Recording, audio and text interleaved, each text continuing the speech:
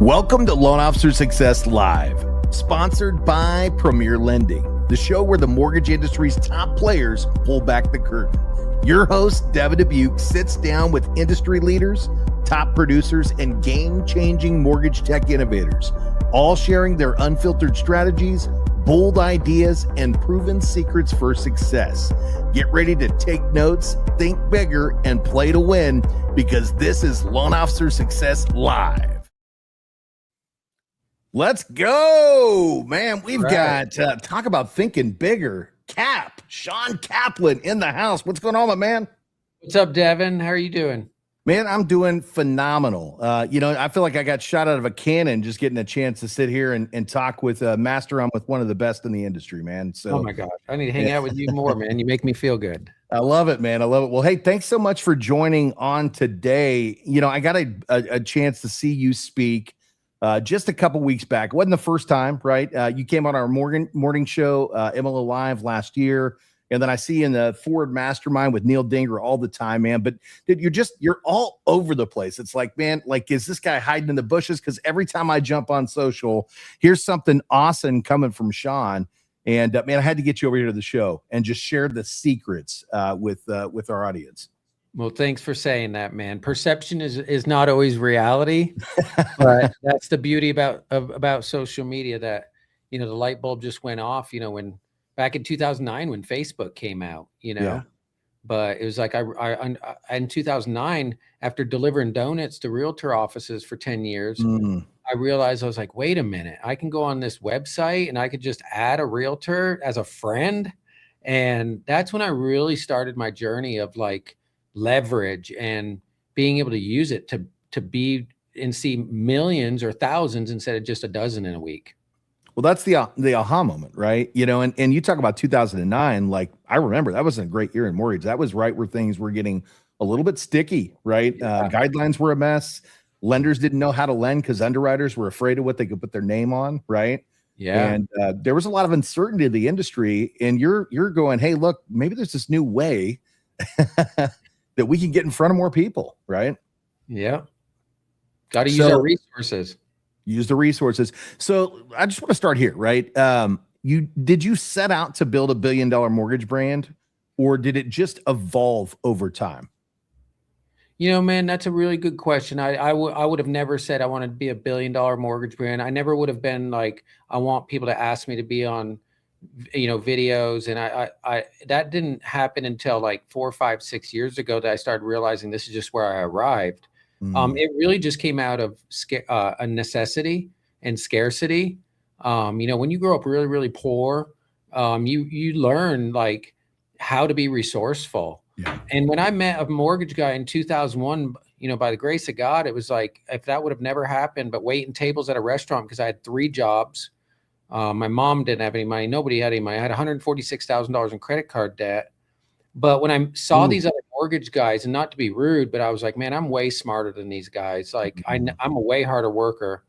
Because my mom always taught me that if you just will do something diligently and consistently, that you will outpace the talented people. And that's what the mortgage industry rewarded.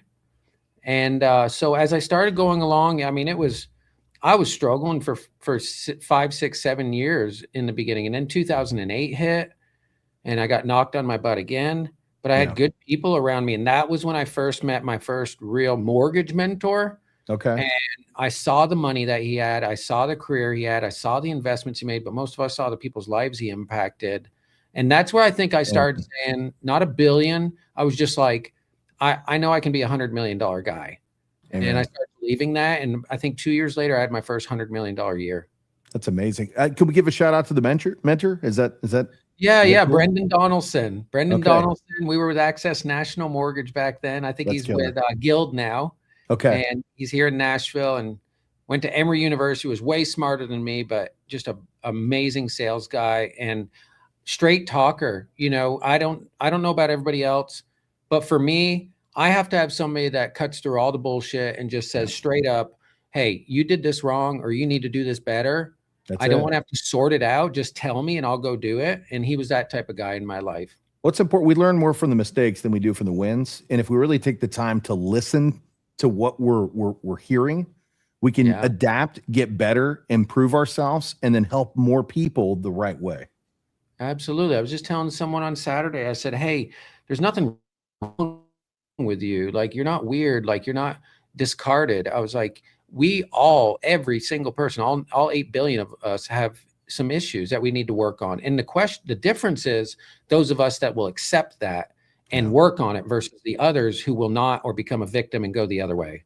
I love that, man. I love that you use the word victim, because so many people victimize themselves, right? And I think at the end of the day, if you learn how to talk to yourself with powerful words and have confidence inside of yourself, and even if you were victimized, if you can turn that into a strategy and a win, right, you're going to come out stronger. And I know after hearing you speak, that's a big part of how you became who you are, right? Was you were victimized and you had to turn that adversity into a win.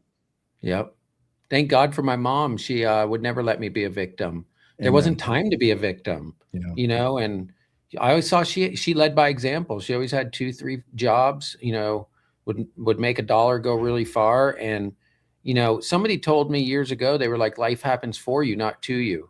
Yeah. And I was like, well, what does that mean? They're like, well, everything that happens to you is happening for a reason. And there's a lesson in it. And you're getting set up for something even better. And when I started just thinking that way, I mean, I've had tragic things happen. I bought a brand new sports car at the end of the year last year, and I wrecked it 47 minutes into owning it. Ouch. I said, well, Lord, I said, this is happening for me, not to me. So what's the lesson here? You know, and it just helps me in life so much more. It does. It does. Well, you know, let's dive into some of the topics that people came here for. So when people see your social media today, they see this polished consistency. But what did that look like in the beginning, right? We go back to 2009, Facebook's a thing, and you're going, I'm going to give it a shot, right? Was it polished and consistent? Well, first I couldn't get onto Facebook, but my wife was still on it because she was in college. And I was like, well, I guess I'm going to have to lie and say I'm in college to get access. So be resourceful. That's number one. Use your darn resources. And the second thing was, no, it was a messy 10-year journey. So I started with Facebook. I started adding every single realtor in town, which was a mistake. The second thing I did, this is before the algorithm was like really big. So if you added 10 realtors, you'd see 10 realtors in front of your feed every day. Okay. But I started spamming them. I got this product. I got this rate. Every post. You didn't have stories then. Yeah, and so what happened, Devin, was right out of the gate, I turned a lot of people off because they were like, hey, okay, well, that's great, Shawn. I know 5 lenders, but I don't know anything about you. And I did that for a long time. And then I moved on at Instagram and YouTube. And I started just like buying equipment, you know, like, okay, my first camera, you can go back to YouTube and look at my first video. It clicked. Like you literally can hear it audibly, like click, click, click, click, click. And I'm like, it's grainy. And I'm like, all right, here's your weekly market update. And like 5 minutes long, nobody watched it. One day I told my wife, I said, man, I'm really frustrated. Nobody's liking my videos. And she went on there and she gave me a thumbs down. And I was like, babe, like this is the only person I got. Now I got a thumbs down. And so all kidding aside, I thought it was about leveling up my videos, right? So then I mustered up some money and I hired a guy for like $1,000 and said, can I record a few videos? Then I did. I went ahead and leveled up a little bit more. And I said, hey, well, would you come, you know, so I can do 1 video a week? And they were long form. It was way too long. Nobody would watch them. And I was just frustrated, man. And I hit a wall in 2018 with content. I really wanted nothing to do with it. I was ready to walk away from all of it. And so now that was really what inspired Content Creator University, was like, I don't want other people to go through 10 years of figuring this out. I'm going to give it away to other people for free. And I've been doing that for about 3 years now. And I give it away to realtors and lenders, almost 2,000 of them across the nation. They attend the call and I share with them what I'm working on right now. That's awesome. Well, I'm running that down across the screen. So if you're, tuning in, you can find Shawn at ccusocial.com. Again, that's ccusocial.com. And if you're an agent or a loan officer and you're serious about learning how to transition your content, just go take a look at Shawn. Just go to any of his channels. And it's very easy to see the type of response that he's getting. Millions of views on posts. Some posts that are 4, 5, 6 million views, maybe more. You know your numbers better than I do. all starting from terrible, terrible videos with grainy cameras, right? And over time, just improving and getting better. And let's talk about that. So was there a moment, it sounds like this may have been the moment where you're like, man, I just got to do things differently to get seen. Like, what did that look like for you? Yeah, man. Another great question. So I would go places because I was a networker. I would go to lots of events, lots of coffees, lots of breakfast. I mean, I remember I was so broke, but I had to go on coffee appointments. I'd show up early and get a cup of hot water and put a lid on it just so the realtor wouldn't know I didn't have coffee. And I had like $4 in my pocket. But I got frustrated because they were throwing me in the same bucket with everybody else.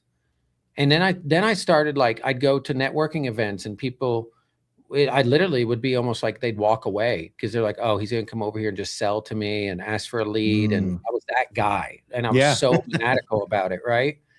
And, you know, where I started getting really frustrated was where I was like, I don't want to be like everybody else. You know, I don't want to leave this planet and say, oh, he was a great mortgage guy. And I started thinking about, you know, what are the gifts and the talents that I've got? What are the trials by fire that I've gone through? You know, how do I share that story? So I started this segment. It's on my YouTube. It was called Cut the Crap with Cap. Okay. And Cut the crap. And it was where and I would come on and just kind of rant and just give everybody my thoughts. And at first it was cool. You know, probably like 12 people would watch it. And then after a while, like after about a year, like nobody watched it. And so then I was like, well, it's the topic. So I would just do the same thing, but I went to Friday Fuel Up. Okay. You know, I'm like near my car, and that was yuck because it was like, I don't want to be that guy. Yeah. And I was really frustrated. And my owner and my boss and one of my mentors at the time, Dan Deepenhorst of Legacy Mutual Mortgage, who's a great, great man. He's like, you should meet this guy I met out in Reno, Nevada. And I was like, well, who's this? He said, well, his name is Neil. Yeah. And I looked him up, and shout out to Deborah Bird. But at first I thought Neil was the mortgage nerd because he's a nerd. Right. Yeah, right. Same outfit, same glasses. But he knew that formula. And I looked at his feed and I said, wow, this is the only guy I know in 2018 in video that is like doing it the right way. Right. Amen. Maybe it was a year or two after that. But I called Neil and I said, hey man, my owner told me to, you know, reach out to you, and can I come out and visit with you? And he goes, well, I can't, you can, but like I charge $6,000. And I didn't think twice. I said, deal. Yeah. Where do I book? What airport? And I went out to Neil's, one of his very first content days. And I remember his heart of giving and how he opened up this formula on how he was doing vertical videos. Yes. And the biggest aha was when I saw him record one line at a time. And now we're moving away from that. But when Instagram really hit, I was like, wait a minute. So I don't have to record a video for 52 seconds and screw it up and have to start all over again. And he's talked about money and wealth and investing, sales strategy. And I was like, wait a minute, I'm more equipped probably than him in a couple of those categories: debt, eliminating debt, investing, taxes. And I was like, that's the lane I can run in. That's where everybody else isn't going to say, oh, you're like everybody else. And that's where I really started. I literally every year have doubled down on each thing: budgets, content, strategy. I'm like, I'm going to do twice as much this year. And I'm going through a little bit of a storm. I mean, I got a massive, you know, boost. I've gotten 2 massive boosts in my career with viral stuff. And then in November, I hit a wall. You know, and I've been trying to figure out again, it's going back to more organic, not polished stuff. Yeah. And I literally was just telling my video guy, I said, you know, we need to do some ideation because I'm not doing more talking head videos. You won't see much of that from me moving forward. There might be one a week now. Right. Right. As we're doing a talking head video. So I suckered you in. No, this is different. I'm talking about the perfect lighting, the perfect outfit, you know, talking in a cadence that people are like, use Chat GPT, right? Yeah. Yeah. And, you know, so there's some things I'm going to experiment with, but man, I'm always trying new things. And I think that's what I want to encourage people to do. Yeah. Yeah. Go more the raw side. We're in that, like Neil says all the time, we're in a trust recession. You know, people don't trust who they're talking to because we've given them great reason not to trust us. Right. Right. And so now let's just be who we are. Let's speak from the heart and let's get right in front of people the way we come, right? Who we are, right? And this is who you are. I've met you on multiple occasions. This is Shawn, by the way, right? So when you're talking to Shawn, when you're hearing Shawn, this is who he really is live in person, right? So I was going to ask you this question again. I know it's not as relevant today, but what was that first piece of content that just really gained traction that you were like, oh, whoa, this social media thing works? Yeah, so I'll tell you straight up. So I muscled through and got to about 5,000 Instagram followers. That's my main platform I focus on. I just like Instagram. It's, I like it too. I don't do well there, but I love it. It's my favorite platform. Yeah, and that's another tip. Like, choose what you enjoy, because if you don't enjoy it, you're not going to do it. I've tried YouTube. I do it. I've tried TikTok. It's just not where I want to put my stuff out. It's not my audiences. And I know my lane, and I've always been told by really high level people that the more that you can niche that down. Yeah. And so, I got about 5,000 followers, and then I met a guy, and I was like, all right, well, you're talking about buying followers. And over, he built trust with me. And I kick myself in the butt to this day, but he's like, no, you're not buying followers. They're Discord groups or something. Right. Right. And I was like, okay, well, fine. I'll try it out. And so I immediately went to 30,000 followers. And the next day I said, whoa, time out. Yeah. It's all like a bunch of 18-year-olds and, bathing suits in Brazil. And I'm like, this isn't who I want to talk to. No. And I felt like a fraud. And I was like, I even asked Neil and other people, and I was like, and of course they all were like, start over. And I always like to do the opposite of what everybody else does. I've just always been that way, and I found success in it. And I said, you know what? I'm not going to do that. I'm going to be a man of integrity, and I'm going to go ahead and use this as a part of my story, and I'm going to plow through this thing. And so I cut that, and my first boost took me to 76,000. And it was a video that's on my reels. It was just a view off my porch when I came off my bedroom porch, and the sun was hitting the fog, and it was lights out. And people were just sharing it and talking about moving to Tennessee. And, I might have unpinned it for some other videos now, but it got 7.5 million views. And I went to 76,000 followers. Account died. And I was like, Neil, what's up? Like, I got all these followers. It was great. Is it those old bad followers? So if you've bought followers, I want to encourage you to not start new. He said, no. And this was a valuable piece of advice. He said, you don't want to go viral. And I said, well, why don't I want to go viral? I thought that was the thing. He goes, which post did you just pick up all those followers? And I said, well, the one with the view, the aesthetic, the farmhouse. And he goes, who likes that? And I was like, well, mostly females that want to build on a farmhouse, live the life, right? And he goes, yeah. And so the next day you're blasting them with, hey, tax benefits of being self-employed. And they're like, unfollow. Got it. And I was like, oh my gosh. So I don't want to go viral. I only want to go viral with the right stuff. Right. Got it. That's brilliant. So that was the first one.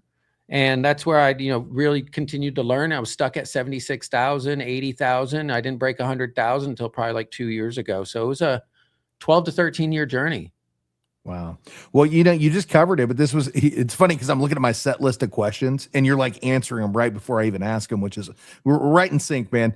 But what do most loan officers misunderstand about social media? Because I think that's where we're on to right now. What is it that they're misunderstanding? Two things. Number one, we create content that we want to share instead of creating content that will help other people.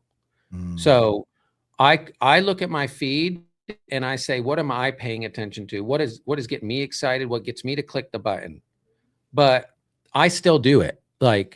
It's that ugly little thing that pops up where we want to say, I want to show people what I'm doing. I want to show people what I have, right? Or I want to show them my success. But that's not right. We have to focus on not what I want, but what the viewer wants. And ask yourself, how does it help them? If you ask yourself, how does this help them? Then you'll do all right. Right. Okay. And, the other thing, that the second one, and everybody says it, but it's so much easier said than done, is you have to be consistent and you have to post content regularly. And I think it goes with number one, because we look at it and we're like, well, I only got 300 views on it. Right. And then we delete it or we don't do it again for a while. And here's the thing. If I walk out of this office and 300 people come up and pat me on my back and say, good to see you. Hey, that's pretty darn good, right? Not bad. But we judge because everybody else, it's not 1,000 views or 10,000 views. Yeah. So those are the two mistakes I would say is if you feel like something helps somebody else, it doesn't matter how polished it is. It doesn't matter, how well put together it is or how you even look, put it out there. And every post that really took off and gave me a lot of mileage, it was one I didn't expect. Every single one. I love that. What does consistency mean to you? Because that could be something different to a lot of people, right? So when you say you have to be consistent with it, what does that look like? And I know they can't all be held to where you're at because you're way further on your journey than other people, right? But if you're just getting started and you're trying to figure out how to find that groove, where do you start? What does that consistency look like? I'd cut everything out, whatever they're doing right now. And I'd say you have to do 3 to 5 stories a day. Every 3 to 4 posts are personal and not about business. Yeah. Or somebody else. Where are you going? Who are you meeting with? What are you doing today on the podcast? Right. And 1 reel a week, just one. And it can be a text overlay. It can be a talking head. It can be a carousel, like whatever it is, but in your feed at least once a week. And so I committed to Fridays, every Friday morning, because I knew the traction on the weekends was a lot better. And so every Friday morning I had an hour blocked out and I would record my own video and I'd post my own video. Started doing that probably for 6 months to a year. And I said, you know what, I'm going to do two a week. And then I got to 2 a week. And that's when everybody was like, well, you need to post a reel a day. And I said, well, I can't do this unless I batch. And I tried to batch for the longest time by myself. Yeah. And I started realizing the time value of money and me not being the pro. And that's when I got my first videographer. And I said, I need you to work with me. And if you're willing to work with me, I'll refer you to a bunch of other people, but I need you to kind of give me a discount, but I'll be with you for a long time. Amen. And I was with William for almost 2 years. Okay. And then that's when I wanted to change up, but that's kind of progression to once a day. Yeah. Yeah. You have to have a starting point because it's unrealistic for some to do that, especially if they're nervous about going live or nervous about doing the reels. And then all of a sudden it's like, okay, well, you want me to do it 5 days a week? I can't. Right. So commit to 1 day a week, but the stories, and I love that you said that, show up in the stories and post your personal life, right? That's what you're talking about. Just the things that you're doing so people can get to know who you are. And then you kind of move the advice or the hacks in between the family, the personal, and the people that you're celebrating. Absolutely. Absolutely. And here's the other thing. I'll put it number 3 is people are starving to know who you are as a person, but we're in such a guarded society because we see everybody else. I met with a realtor on Friday and she said, I want to be a luxury agent in Williamson County, but she said, along with everybody else. And I said, hold up. You used to be a high-level prosecutor. You put people in prison for life. You won Prosecutor of the Year in 2019. You're a single mother of 4 who lost your husband to ALS. I was like, you have a brand through your stories. And she's like, well, that's so hard to tell. And I'm so proud of her because this weekend I saw her post something. And it's like, people are so scared of that, but this is what they want to know. They want to know that they're not alone and that other people relate to them. Amen.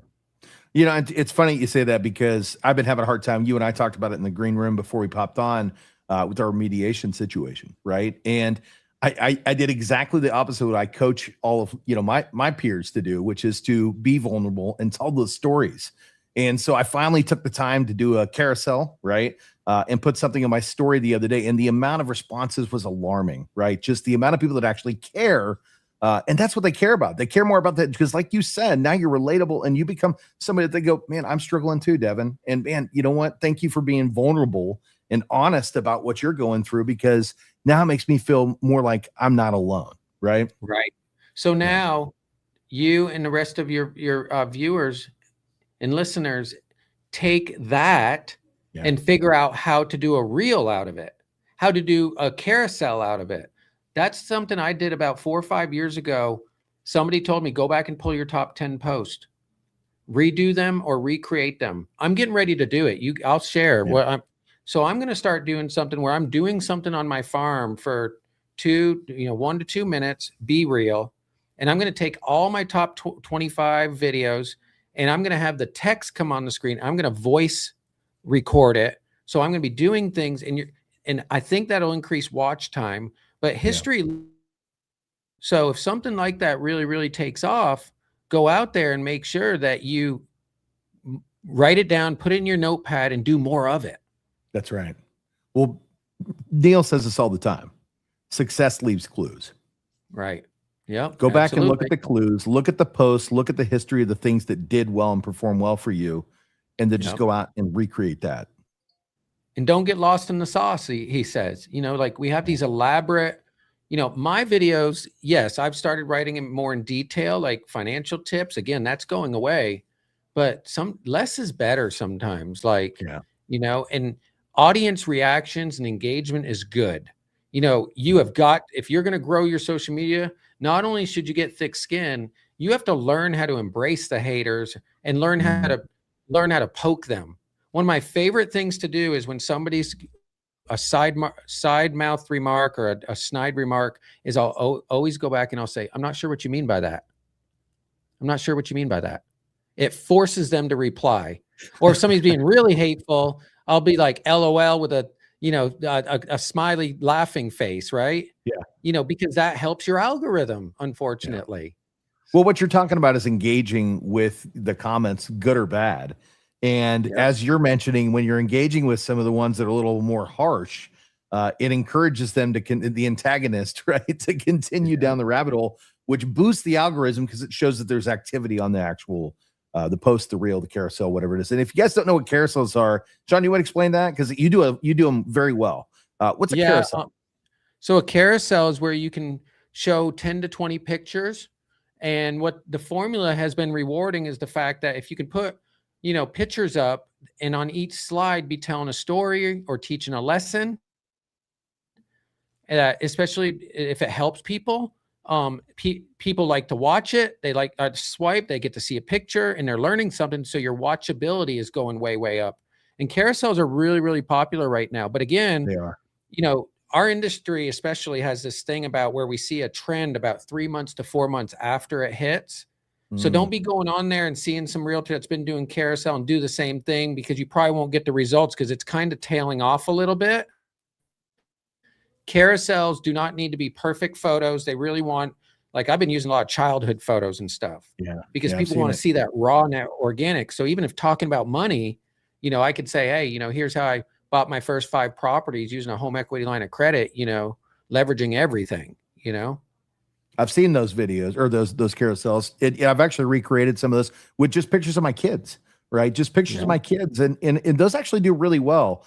What's funny is probably my best posts that I've done in the last 3-4 months have all been carousels. They're outperforming my reels every time. They're great. And the only thing I don't like about a carousel, because look, vanity metrics are vanity metrics. We don't want people to like say, oh, he's got X number of followers. I don't really like having 312,000 followers. Like that's not something I enjoy. What I would rather have, what I'd like seeing is the comments and the DMs. Amen. But the thing about carousels is nobody can see how many people have viewed them. But I'm just like you, like those carousels at the top of my page, 3.5 million, 1.15 million, and 2.2 million. And they're all carousels. So like go in there, see what I did. And man, I will literally sit in the sauna. Those 3 posts, right? Well, the exception of the one that says start here, but my other 2 posts, how to pay your child $15,750 in the IRS, can't touch a dime of it, and how the wealthy turn vacations to tax write-offs. I created those just sitting in the sauna. And I picked 10 photos or photos, and then I used ChatGPT to help me organize it. And I copy and paste.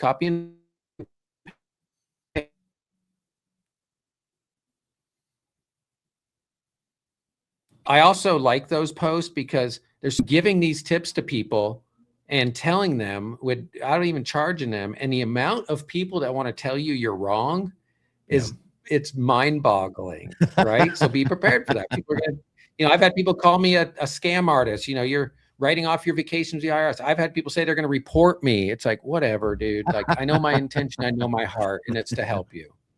Amen. Well, that's it's funny you say that. I was going to ask you, hold on, let's see if we can find it. What's more important to you, the education, the consistency, or the personality? Definitely personality. Your personal brand is the most important thing you can have. I didn't have a personal brand until about 4 years ago. Your personal brand, if everything goes away, will keep paying you. I shared with you, like I didn't make a lot of money off my brand, and I just started 4 or 5 years ago. You are the brand, first of all. Like Cap, and that's that's all just ancillary. You are the brand. People knowing you and hearing that story over and over and over. But now, like, I could probably pay my basic bills off just my brand and my affiliates every month, but it didn't start overnight. And the brand will find you. You don't find the brand, right? And for me, it was just, I was trying to force it. I was trying to be the compassionate capitalist or hope dealer all the time. And and I was whiteboarding with Chris Doe, and Chris is amazing. And we were sitting there whiteboarding and writing stuff out. And all of a sudden, some of my friends in the mastermind went to lunch and they said, Cap, we're going to lunch. And he said, what they just called? And I said, Cap, they've called me that ever since I was a kid. And he just went like this. He goes, that's your brand. And I told him that my family came here in 1926. Our name was Plisky, and my grandfather spoke Yiddish. And when he stepped up to Ellis Island with his 5 kids behind him on a boat for 2 weeks, they just gave us the name of the family in front of us, as Kaplan was, created and established in 1926. So it's not the brand I would choose for myself, but everybody else chose it. That's huge. Well, and I was hoping you'd tell that story because you told it on stage a couple of weeks back. I've actually retold your story on the morning show and with my team as well, just to help influence them. And I actually went back and did a rebrand because for me personally, I've always been known as Dubuc. My last name is Dubuc. People can't say it right. And so I have Dubuc on my vehicles. My wife has it on her car. So I'll tell you how it happened. Yeah. So we had a customer who reached out and she was like, is Mr. Dubuc there? Right. And my employees loved it so much. They just kept repeating it at the office. My wife overheard and she's like, oh, that's it. That's it. We're the Dubucs now. She went out and got the license plate. We're the Dubucs. We introduced ourselves as the Dubucs when we go out. And you were speaking a couple of weeks ago and I was like, I'm changing my brand to Dubuc. Like that's what it is. That's what it is. It's who people know me as. And so I'm Mr. Dubuc, and we go by the Dubucs, and we have branded merch too, man. So that's so cool. That is so cool. But I know you're a car guy too, and I'm a car guy too. Yeah. That's the one thing it's a little hard to be like, this is my brand, and I'm going to put it on a shirt. People are like, I'm going to call myself it. It's a little awkward, but you get used to it. But my license plates on 2 of my cars, I got Cap, K-A-P, R8, so Cap rate. And then I have on my other car, I literally have Cap, K-A-P-R-A-T-E, Cap rate. And so the more you can use it, and if you build a brand that people start asking for things, then you've done something. I still think it's so weird. People are like, can I get one of those Cap hats? I'm like, why would you want to wear my name on your head? But we wear NFL players' jerseys on our back as a grown man. 100%. Why can't they wear my hat, right? 100%. Well, I used to be the Dubuc team back in the day, and literally it was uncanny how many times I'd be out in public and people like, hey, I want that hat. I love that brand. And I would literally hand out hats. I had them in the back of my car and I'd be like, hey, here you go. You can have it. But it threw me off just like you. You're like, man, I'm honored that you want my name and you want to support the brand. I still have people that wear those things and I'll bump into them and they're like, man, I love the look of it, So but I've changed the way that I do business, and I think it's more important to go by who I am, and that's why we transitioned to the Dubucs. But guys, here's the deal, man. Shawn, I appreciate you taking the time, and I know we're already 3 past, and I know you've got places to be, so I'm not going to keep you on here too. But if you want to check out Shawn, you want to learn more about how he's building his content and how he's helping others. He's got the social, the content creator social at ccusocial.com. Go over there to ccusocial.com and jump on that platform. If you want to learn how you can build your brand and build a business out of social media, because that's quite frankly, I mean, the man does hundreds of millions of dollars in volume. He's got $1 billion brand. And now he's got an amazing social media brand as well. And people know him all over the place. He's Cap. So Shawn, brother, I appreciate you stopping in today. And I just want to know for law officers that are listening right now that feel behind, what would you tell them, man? For people that are feeling lost and maybe behind right now, you're only one conversation from it changing your entire business in your life. But you have to put yourself out there and you have to do things that make you uncomfortable. There's 8 billion people on the planet. Some will, some won't. So what? But you're looking for that next person that can take you to the next level. Sit at higher tables, be around bigger conversations, and be a little bit more humble and ask lots of questions. Amen. Great advice. Great advice from a great man and a mentor of mine. Shawn, thank you so much for being on the show again today, brother. I appreciate you so much. And guys, like I said, go find him. If you're not already following him, you're probably hiding under a rock, but go check him out. Check out his channel and everything that he's doing, man. This guy is just a what am I looking for? He's the guy in the industry that we all look up to, man. He's the mentor. So Shawn, thank you, brother. Thank you guys for stopping in every single week. I appreciate you for being here and being a part of this community, and we will see you on the next one. Until then, have a great week, everybody. Hey. You've been watching Loan Officer Success Live, where real strategies meet real success. Don't forget to subscribe now and share it with your teammates, and keep leveling up, because your next breakthrough starts here. If this fired you up, don't just watch success, go out there and build it.